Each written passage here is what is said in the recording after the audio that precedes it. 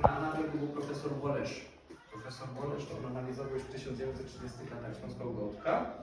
Poza nim dzisiaj w Polsce zajmuje się tym Henryk Jaroszewicz, który napisał ortografię i zasady pisowni. Jedna prośba, to jest orientacja, ale nie bierzcie tego jako świętą krowę. Dobra, to mamy zasady pisowni. W Katowicach też wymyślili to jest Rafał Szyma, jak opisać po śląsku.